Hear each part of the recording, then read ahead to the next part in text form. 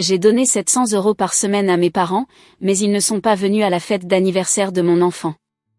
J'ai demandé pourquoi, et mon père a répondu, « Ton enfant n'existe pas pour nous. » Je n'ai rien dit. Tremblante, j'ai coupé les ponts. 40 minutes plus tard, le karma les a rattrapés. Ils ont eu l'audace d'envoyer un SMS de joyeux anniversaire à ma fille. Juste un SMS, pas d'appel, pas de visite, pas de carte, pas de cadeau, même pas de message vidéo. Et ce, après que je leur ai envoyé 700 € le lundi même. Comme je le faisais chaque semaine depuis 8 mois. C'était presque drôle si ce n'était pas si dégoûtant. Mes parents, qui n'avaient pas travaillé un seul jour depuis plus d'1 an, n'avaient aucun problème à dépenser de l'argent pour des bêtises sur Amazon ou à passer leurs week-ends entiers au casino. Mais d'une manière ou d'une autre, ils ne pouvaient pas faire 20 minutes de route pour voir leur petite fille unique le jour de son anniversaire. Je n'en attendais pas grand-chose. Vraiment pas. Je savais que les choses avaient changé entre nous depuis la naissance d'Ava. Mon père la regardait à peine quand je l'ai ramenée à la maison. Ma mère agissait comme si elle me rendait un service rien qu'en la tenant. Ils ne se sont jamais liés à elle. Même pas quand je les suppliais de garder Ava quelques heures pour que je puisse dormir. Ils avaient toujours une excuse. Mais au fil du temps, les excuses sont devenues plus acerbes, plus cruelles. Quand Ava a eu 3 ans, ma mère a dit qu'elle ressemblait trop à son père. Et comme il était parti avant même sa naissance, cela rendait Ava difficile à aimer. J'ai failli lâcher mon téléphone quand elle a dit ça. J'aurais dû leur couper les ponts à ce moment-là, mais je ne l'ai pas fait. Je me suis dit que c'était peut-être juste de l'amertume. Peut-être qu'ils pleuraient la vie que je pensais avoir. Peut-être que si je continuais à être là pour eux, ils finiraient par changer. Alors, j'ai payé leurs factures. J'ai commandé leurs courses tous les dimanches.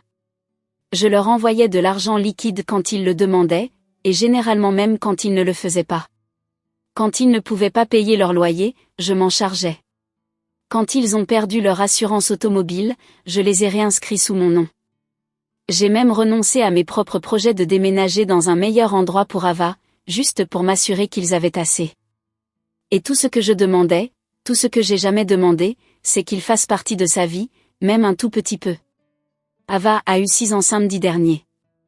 Elle portait une robe rose étincelante et dansait dans le jardin comme sur scène.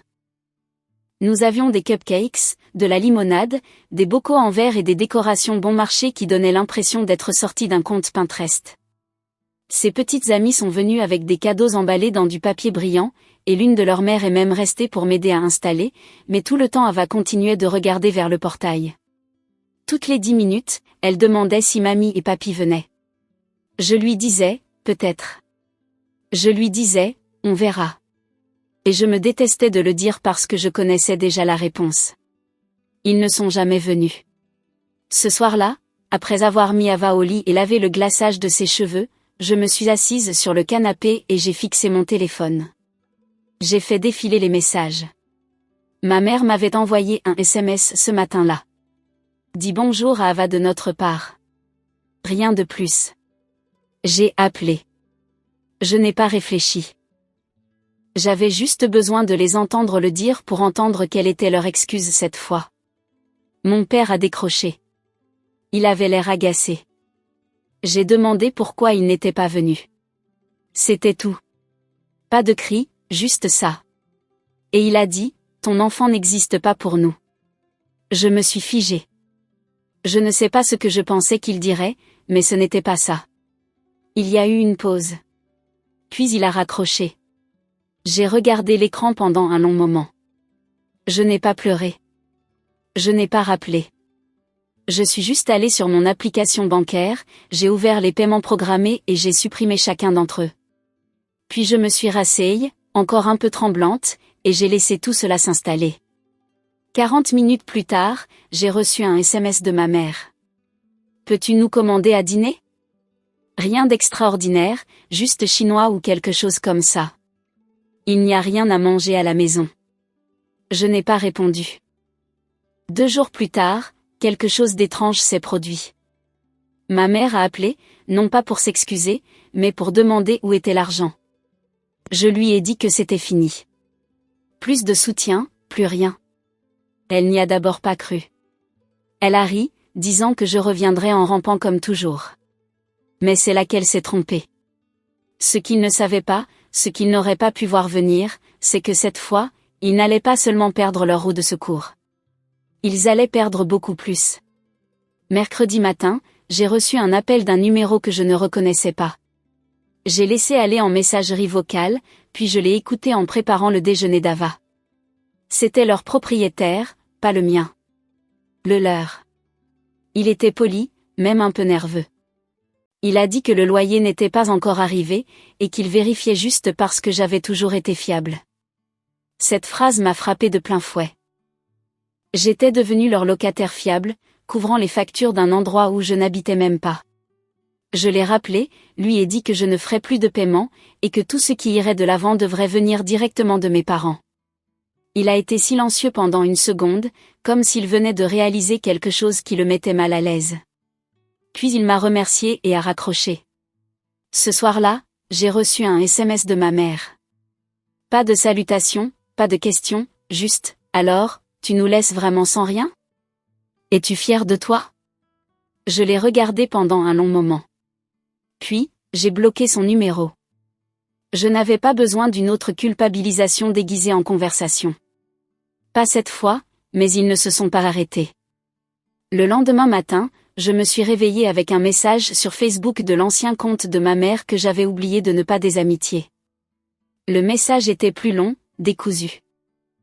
On aurait dit qu'ils l'avaient tous les deux écrit. Ils m'ont accusé de tourner le dos à ma famille. On dit qu'Ava était une conséquence, pas un enfant. Ils ont affirmé qu'ils n'avaient jamais accepté de faire partie de cette situation. Comme s'il s'agissait d'un accord commercial qui avait mal tourné. C'est là que quelque chose en moi a vraiment craqué. Pas de colère, de dégoût. J'ai appelé mon frère cet après-midi-là. Ryan a 5 ans de plus que moi, vit dans le Colorado avec sa femme. Nous parlons occasionnellement, mais généralement juste des nouvelles, des vœux pour les fêtes, ce genre de choses. Donc, je savais que je pouvais lui faire confiance. Je lui ai raconté ce qui s'était passé, du rendez-vous manqué à l'anniversaire à l'appel téléphonique en passant par les SMS. Je n'ai rien omis. Il a d'abord été silencieux. Puis il a juste dit qu'il était temps que quelqu'un leur demande des comptes. J'étais à mi-chemin de lui demander ce qu'il voulait dire quand il m'a raconté le reste, qu'il leur envoyait aussi de l'argent. Pas autant, mais assez pour les aider avec leurs factures de téléphone, leurs courses, les frais de voiture. Je n'en avais aucune idée. Il a dit qu'il ne me l'avait jamais dit parce qu'il ne voulait pas donner l'impression qu'il ne me faisait pas confiance pour gérer ça.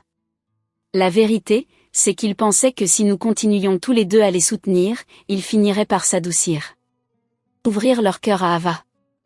Il a dit qu'il était clair maintenant qu'il ne le ferait jamais. Le lendemain matin, ma mère a rappelé, cette fois d'un numéro différent. J'ai décroché. Elle pleurait, furieuse, affolée. Elle a dit que Ryan les avait appelés, leur avait dit qu'ils étaient seuls maintenant, qu'il en avait fini, que leur comportement envers Ava était dégoûtant et qu'il ne le tolérerait plus. Elle m'a crié dessus, disant que je l'avais empoisonné contre eux, que j'avais ruiné la famille, que nous étions tous les deux ingrats, égoïstes, au cœur froid. J'ai raccroché sans rien dire. Ce qu'elle ne réalisait pas, c'est que Ryan avait déjà contacté le reste de la famille. Notre tante, nos cousins, même la meilleure amie de ma mère, avec qui elle bavardait tous les week-ends. Il leur a tout dit. Il a envoyé des captures d'écran. Il a expliqué comment nos parents refusaient de reconnaître une fille de 6 ans simplement parce que son père était parti avant sa naissance, comme si cela la rendait indigne. Le contre-coup a commencé doucement. Quelques parents ont arrêté de leur répondre au téléphone. Puis quelqu'un a posté un commentaire passif-agressif sous l'une des photos Facebook de ma mère. Puis les photos d'anniversaire d'Ava partagées ont commencé à être inondées de soutien de la part de personnes qui n'avaient pas commenté depuis des années. Ils perdaient le contrôle du récit, et ils le savaient. C'est là que le véritable démantèlement a commencé. Ils ont commencé à appeler Ryan sans arrêt. Quand il n'a pas répondu, ils se sont présentés chez ses beaux-parents, à 3 états de distance, sans y être invités. Sa femme m'a envoyé une photo de leur caméra Ring. Mes parents se tenaient là sur le porche, l'air de ne pas avoir dormi depuis des jours. C'est à ce moment-là que j'ai réalisé qu'il n'était pas seulement embarrassé. Il se démantelait. Mais ce que nous n'avions vu venir, même pas Ryan, c'est ce qui allait se passer ensuite. Quelque chose de mesquin, de pathétique, et de si public que cela allait mettre à nu tout ce qu'ils essayaient de cacher. Et cette fois, il n'y aurait aucun moyen de le retourner. La semaine suivante, c'était calme. Trop calme. Pas de SMS, pas d'appels de numéros inconnus, pas de messages Facebook manipulateurs de comptes fantômes. Pour la première fois depuis des mois, je ne me réveillais pas avec du chantage émotionnel ou des messages vocaux culpabilisants. Au début, j'ai pensé qu'ils avaient enfin compris. Peut-être qu'ils avaient réalisé qu'ils avaient brûlé le dernier pont. J'avais tort. Cela a commencé par un message de ma cousine Nathalie jeudi matin. Juste une phrase. Scarlett, as-tu vu la vidéo? Non. Je n'utilisais presque plus Facebook, mais je l'ai ouvert tout de suite. Le haut de mon fil d'actualité en était rempli. Mes parents avaient fait un direct sur leur page la nuit précédente. Pas juste un court extrait. Une diatribe complète de 26 minutes.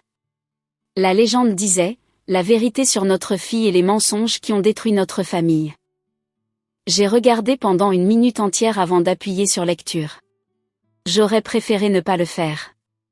Ma mère était assise sur le bord du canapé, pleurant dans un mouchoir froissé, l'air désordonné, mais délibéré. Mon père était à côté d'elle, les bras croisés comme s'il se préparait à la guerre. Il n'était pas brisé. Il n'était pas humble. Ils étaient enragés. Elle a commencé la première. Elle a dit, je les avais manipulés pendant des années, utilisant ma fille pour contrôler le récit familial. Elle a raconté sa version des événements, tordue au-delà de toute reconnaissance, disant, je les ai forcés à accepter mon argent, à accepter des cadeaux, à supplier qu'ils restent dans ma vie, que je les avais toujours menacés de leur couper les vivres s'ils ne jouaient pas le jeu de l'histoire de la mère célibataire pitoyable. Puis mon père s'est penché. Il a brandi une photo imprimée, celle d'Ava à sa fête d'anniversaire, celle avec la bougie étincelle sur son gâteau, et a dit, cet enfant n'existe pas pour nous. Elle ne fait pas partie de notre famille. Je me suis sentie physiquement malade. Ils sont allés plus loin. Mon père a affirmé que Ryan avait été embrigadé par sa femme froide et égocentrique. Ma mère a insinué qu'Ava n'était peut-être même pas l'enfant de mon ex, que peut-être je l'avais piégé et inventé le reste pour obtenir de la sympathie. Regarder cela donnait l'impression de regarder dans les yeux d'un étranger et de réaliser qu'il portait un masque toute sa vie. Plus de 400 personnes l'ont regardé en direct. Le matin, il avait été partagé des dizaines de fois. Certains de leurs anciens amis de l'église les ont défendus, clairement emballés par chaque mensonge. Mais la plupart des commentaires étaient confus ou en colère. Les gens les traitaient d'instables, disant que c'était une crise publique, qu'ils avaient besoin d'aide. Quelques-uns ont même tagué ma page pour demander si j'allais bien. Ryan l'a vu aussi. Il n'a pas appelé tout de suite. Il m'a juste envoyé une capture d'écran et a écrit, ils l'ont vraiment fait. Ils ont finalement explosé. Je n'ai rien posté. Lui non plus. Ça ne servait à rien. Que les gens croient ce qu'ils voulaient. Je n'allais pas justifier l'existence de ma fille ni mendier de validation, mais les répercussions sont arrivées plus vite que prévu. Ce week-end-là, j'ai reçu un email de leur propriétaire. Formel, poli et froid. Quelqu'un lui avait transmis la vidéo. Apparemment, il l'a trouvée suffisamment dérangeante pour résilier leur bail. Ils ont eu 30 jours pour partir. Pas de débat. Puis il y a eu l'appel de la pharmacie. Ils m'avaient listé comme leur contact d'urgence il y a 1 an et n'avaient jamais mis à jour. Une pharmacienne a appelé pour dire que ma mère avait essayé de faire remplir une ordonnance de médicaments antidouleurs. Et quand sa carte a été refusée, elle a provoqué une scène en bonne et due forme, criant, menaçant le personnel, les accusant de discrimination. Un client l'a filmé. La vidéo s'est retrouvée sur une page de commérage local ce soir-là, intitulée « Méga coup de gueule à Walgreen ». Une femme hurle après une prescription refusée. Dans les commentaires, quelqu'un l'a reconnue. Puis quelqu'un d'autre a ajouté un lien vers leur diatribe sur Facebook. Puis quelqu'un a signalé que leur nom figurait sur le site d'une église en tant que bénévole.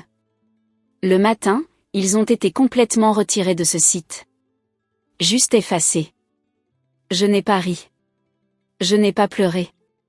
Ça ne ressemblait pas à une vengeance. Ça ressemblait à regarder l'effondrement au ralenti de personnes qui n'avaient plus personne pour se produire. Mais je n'étais pas prête pour ce qui allait suivre. Mon oncle, le frère aîné de mon père, a organisé une réunion de famille le week-end suivant. Ryan et moi n'étions pas invités. Pas de surprise là-dessus. Nous n'avions pas parlé à cette branche de la famille depuis des années.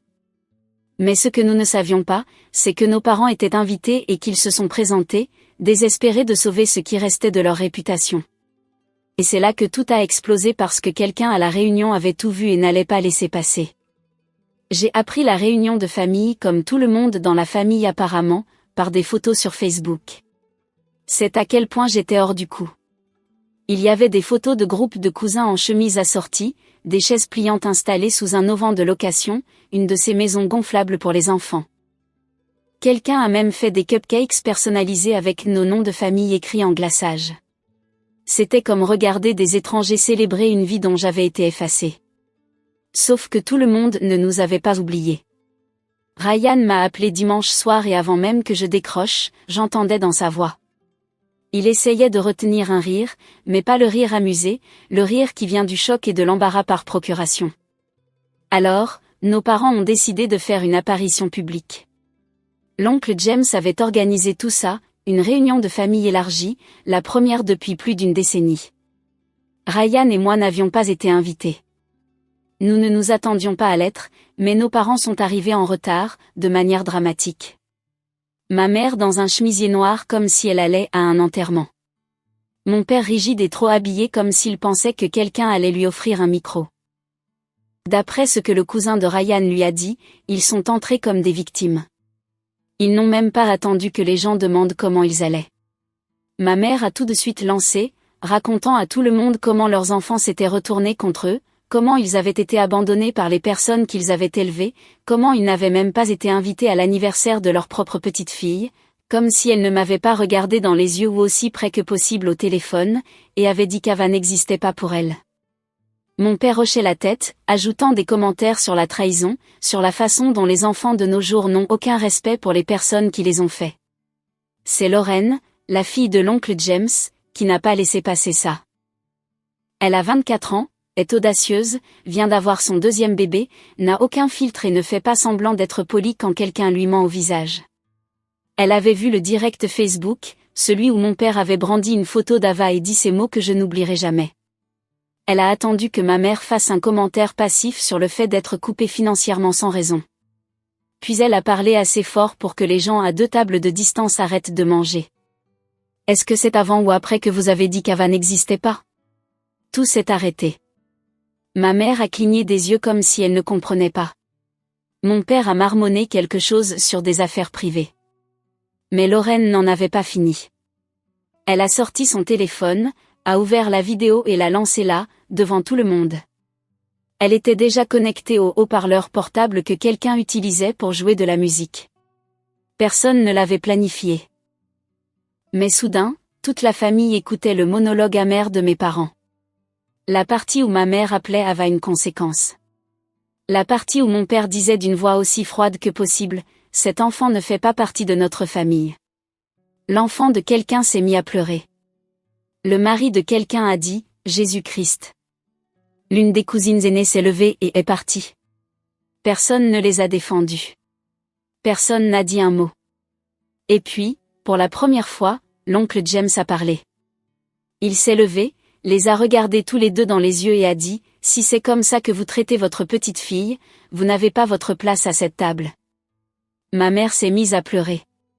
Mon père s'est levé comme s'il allait dire quelque chose, mais rien n'est sorti. Ils sont partis sans dire au revoir. Mais les dégâts ne se sont pas arrêtés là. La vidéo de la confrontation, oui, quelqu'un l'a enregistrée, a circulé dans le reste de la famille dans les groupes de discussion. Quelques anciennes amies de ma mère l'ont vue aussi. Des personnes sur lesquelles elle s'était appuyée pour obtenir de la sympathie. Des personnes qui croyaient sa version de l'histoire. Lundi matin, elle a supprimé son compte Facebook. Le profil de mon père a été complètement effacé, Comme s'ils essayaient d'effacer les preuves. Mais il était trop tard. Leur église les a retirés de la liste des bénévoles. Leurs anciens amis ont arrêté de répondre à leurs appels. Même le groupe de tricot de ma mère, dont elle faisait partie depuis des années, lui a demandé de prendre un peu de temps libre. Ils n'étaient plus coupés de moi. Ils étaient exclus par tout le monde. Mais le coup de grâce est venu de quelqu'un qu'ils n'ont jamais considéré comme une menace. Quelqu'un qui, jusqu'à présent, était resté entièrement à l'écart. Et ce qu'elle a dit allait enfin dépouiller la dernière parcelle de leur fierté devant des gens qu'ils ne pouvaient pas se permettre de perdre. Au moment où le scandale de la réunion de famille a fini de se propager dans la famille, mes parents étaient des fantômes ambulants dans tous les cercles qu'ils contrôlaient autrefois. Ils n'avaient pas seulement perdu moi et Ryan. Ils avaient perdu leur statut, leur image. L'emprise qu'ils exerçaient sur les gens par la culpabilité et la manipulation avait disparu. Pour la première fois, ils ne pouvaient pas tordre l'histoire. Ils étaient acculés par leurs propres mots, leur propre cruauté. Mais la coupe finale, celle qui allait tout rompre pour de bon, ne venait pas de moi ou de Ryan, elle venait de quelqu'un qu'ils pensaient trop vieux pour s'en soucier, trop vieux pour se battre. La sœur de ma grand-mère, tante Virginia, 78 ans, veuve, brutalement directe. Elle avait vécu suffisamment pour savoir que rester silencieux face à la cruauté rendait complice. Elle ne croyait pas aux scènes. Elle croyait aux déclarations. Et quand elle m'a appelé de nulle part un mardi matin, j'ai su que quelque chose se préparait. Nous n'avions pas parlé depuis la naissance d'Ava. Elle avait envoyé un cadeau cette année-là, une couverture tricotée à la main et une carte qui disait « Qu'elle soit plus forte que les gens qui la déçoivent ». À l'époque, je pensais que c'était juste un sentiment doux. Je le comprends maintenant. Elle m'a appelé, m'a demandé comment j'allais. M'a demandé comment allait Ava. M'a dit qu'elle avait vu la vidéo de la réunion, qu'elle était restée silencieuse trop longtemps et qu'elle n'avait plus l'intention de le rester. Puis elle m'a dit qu'elle avait écrit une lettre, une vraie, tapée, signée, et qu'elle l'avait envoyée non seulement à mes parents, mais à tous les parents qui avaient assisté à cette réunion. Je n'ai pas demandé ce qu'elle disait. Je n'ai pas eu à le faire. 2 jours plus tard, j'ai reçu un message de ma mère. Une photo d'une lettre, froissée, ridée, tachée de larmes, étalée sur leur table de salle à manger. Et en dessous, une seule phrase. J'espère que tu es heureuse maintenant. Aucune explication, aucune excuse, juste ça. Je n'ai pas répondu. Ryan m'a appelé ce soir-là. Tante Virginia lui avait envoyé une copie de la lettre aussi. Nous l'avons lue ensemble au téléphone. Ce n'était pas en colère. C'est ce qui l'a rendue plus percutante. C'était calme, chirurgical. Cela présentait les faits comme un juge prononçant une sentence. Pas d'émotion, juste la vérité. Elle a cité leur vidéo Facebook. Mot pour mot. Elle a fait référence à leur refus de reconnaître Ava, à leur crise chez Walgreen, à leur habitude de transformer la famille en système de soutien financier tout en n'offrant rien en retour. Elle y a inclus des captures d'écran, même des liens. Elle a écrit que le pardon sans responsabilité n'était qu'un encouragement. Puis elle a terminé par une seule ligne, « Je n'oublierai jamais. Vous ne faites plus partie de cette famille, non pas parce que nous vous avons dénigré, mais parce que vous avez choisi de renier un enfant. » Cette phrase s'est répandue comme une traînée de poudre. Le dimanche, ils étaient officiellement exclus de tous les groupes de discussion familiaux. Les anciens amis les ont désamitiés. Une cousine qui avait l'habitude de partager leurs publications m'a tagué, ainsi que Ryan, dans un commentaire qui disait « Nous vous voyons maintenant. Nous ne voulions pas avant. » Même leur église, à laquelle ils s'accrochaient pour leur image, les a discrètement retirés de la page des bénévoles. Quelqu'un a dû leur envoyer la vidéo, ou peut-être l'ont-ils vue eux-mêmes. Quoi qu'il en soit, mes parents ont arrêté d'y aller. Personne ne les a contactés pour demander pourquoi. Pour une fois, le silence n'était pas à moi de supporter. Ils étaient humiliés, isolés, seuls. Mais je n'avais pas fini. Il y avait une dernière chose que je devais faire. Pas par vengeance, pas pour les blesser, mais pour protéger Ava. Pour m'assurer que leur poison n'atteigne plus jamais elle. Pas de retour en arrière, pas d'excuses soudaines, pas de visite surprise. J'allais rendre cela officiel, discrètement, subtilement, de manière permanente. Il pleuvait le matin où j'ai signé les papiers. Rien de dramatique, juste une douce bruine grise qui donnait à la ville un air plus silencieux que d'habitude. J'avais Ava avec moi. Elle était assise à côté de moi dans la salle d'attente de l'avocat, ses jambes se balançant au bord de la chaise, dessinant tranquillement un dessin d'elle et de sa girafe en peluche. Elle ne savait pas pourquoi nous étions là, et je n'allais pas le lui dire. Pas avant longtemps. Claire, mon avocate, nous a accueillis comme une vieille amie. C'est elle qui m'a aidé à obtenir la garde après la disparition du père d'Ava. Pas de jugement, juste des questions. Elle m'a regardé ce matin-là et a dit, « Je suppose que les choses ont enfin touché le fond. » J'ai hoché la tête et c'était tout ce dont nous avions besoin. J'étais venue pour officialiser, pour m'assurer que mes parents ne pourraient jamais plus se faufiler dans la vie d'Ava.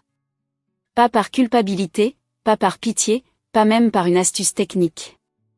Nous avons déposé une ordonnance de non-communication, limitée, spécifique, permanente. Elle leur interdirait les visites à l'école, les décisions médicales, de revendiquer des droits de grands-parents devant un tribunal. Le nom d'Ava y était inclus, tout comme le mien. J'ai ajouté une clause à mon testament stipulant clairement que si quelque chose m'arrivait, la tutelle irait à Ryan et à sa femme. Mes parents n'auraient aucun accès légal ou personnel, même pas des visites supervisées. Ensuite, nous avons rédigé une mise en demeure finale, une dernière déclaration officielle. Ne me contactez plus, ni ma fille. Vous ne faites pas partie de nos vies. Toute tentative de contact sera considérée comme une violation et poursuivie en justice. Ce n'est pas une punition.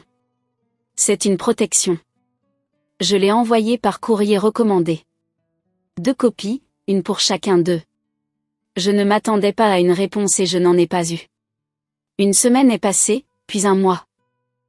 Pas d'appel, pas de lettre, pas de compte Facebook cryptique essayant de m'ajouter. Rien. Le silence était étrange au début.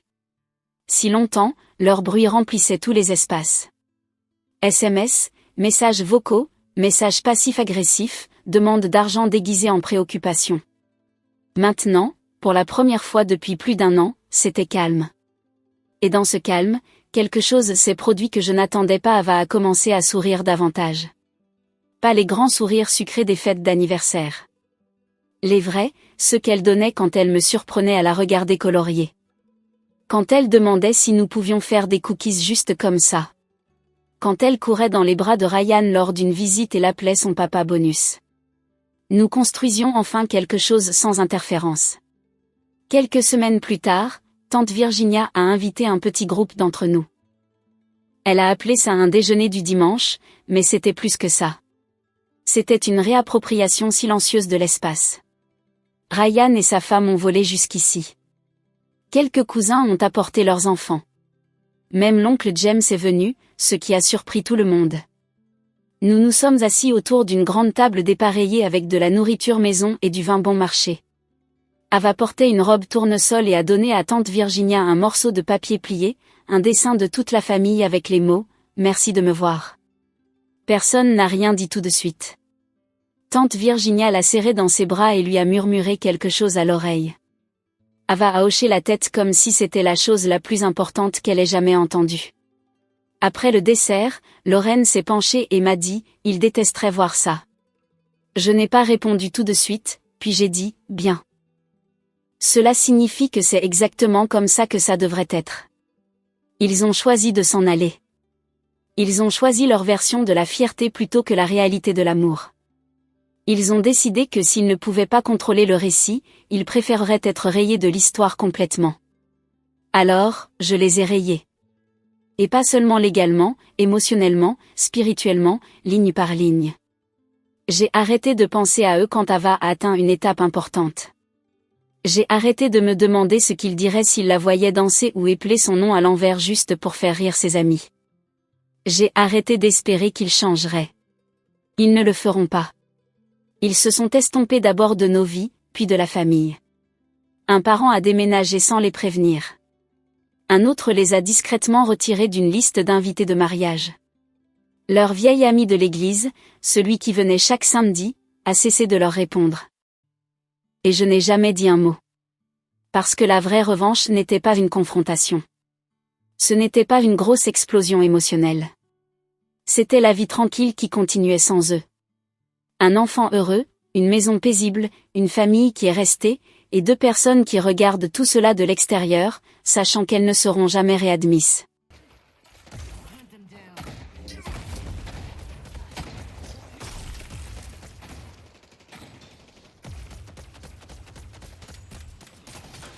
Oh my god.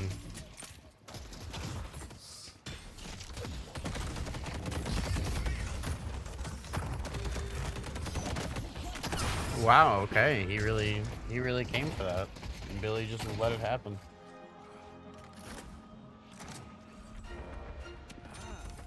You have discerning taste.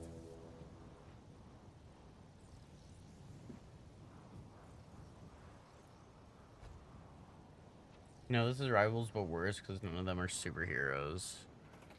I mean, they're heroes. I think they're like heroes slash criminal, like former criminals. I don't know. The lore's kind of in depth.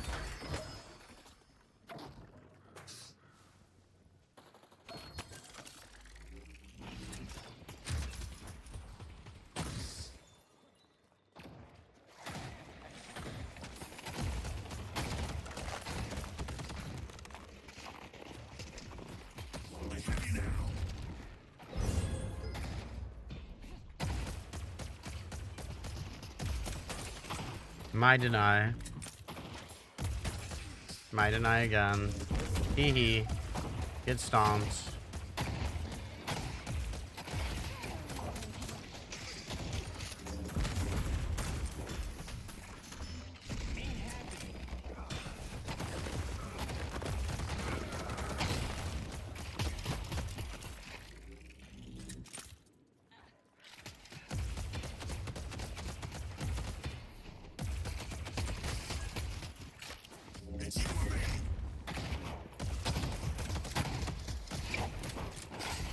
Lol, miss your bola.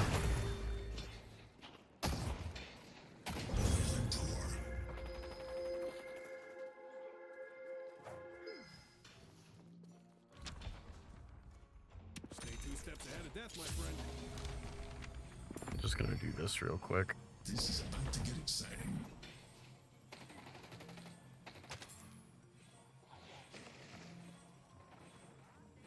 And might as well run boxes while I'm incapacitated from fighting.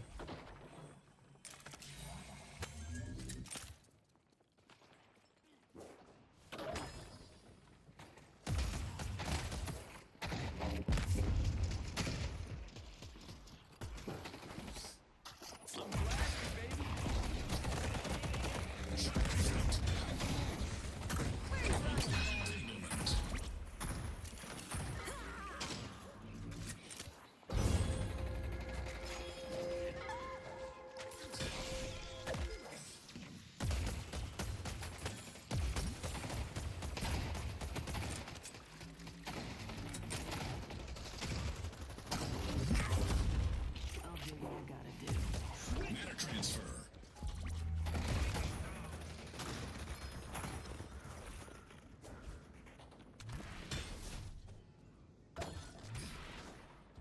I tried to do the thing and I missed. That's embarrassing.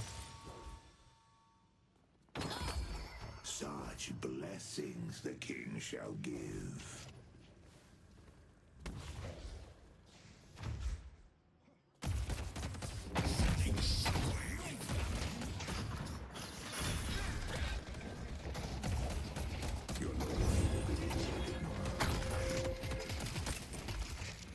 Please work. Stay back.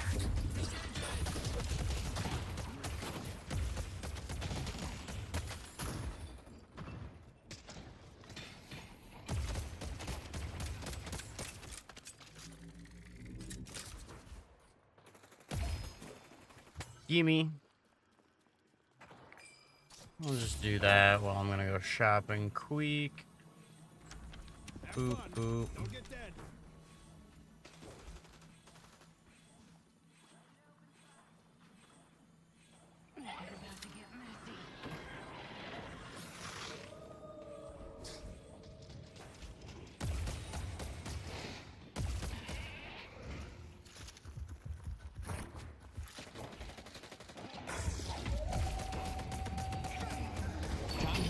most important.